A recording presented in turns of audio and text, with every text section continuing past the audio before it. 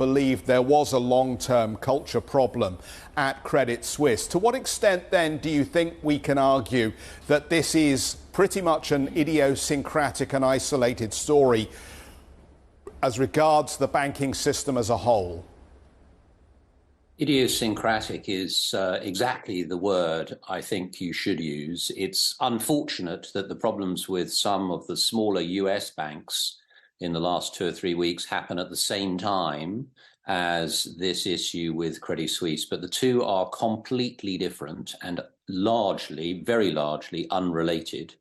The issues at Credit Suisse are, as you recited earlier, to do with a long history of revolving door at the top of the firm in management terms, constant changes of plans, on top of a series of operational risk and control and compliance problems, leading them to a point where last week, the final thing that you didn't mention was a statement about the unreliability of their financial statements and a comment from one of their largest investors that they would not be able to provide additional funding to Credit Suisse. And at that point, clearly investors, one never knows with a bank collapse when the moment of crisis will come.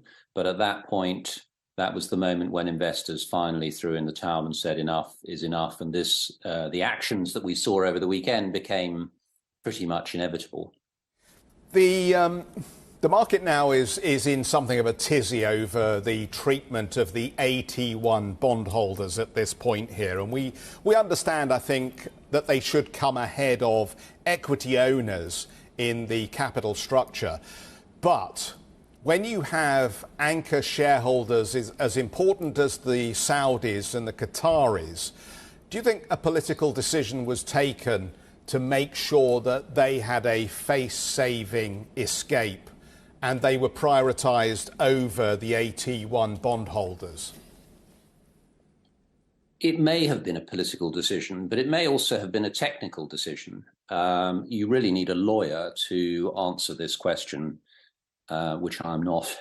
I have seen analysis of the AT1 documentation, which suggests that in circumstances where the Swiss authorities act to prop up a troubled institution, in this case Credit Suisse, then they do have the right to insist on a complete 100% write-down of the AT1 instruments.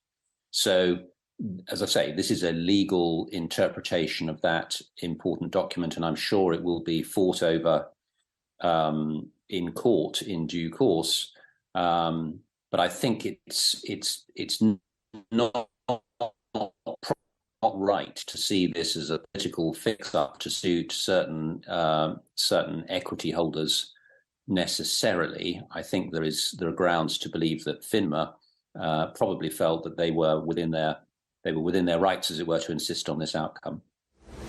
Hi, I'm Joanna Bersecci, and thank you for watching. You can check out more of our videos by clicking on the boxes on the screen. And don't forget to subscribe to our channel for more from CNBC International. Thank you for watching.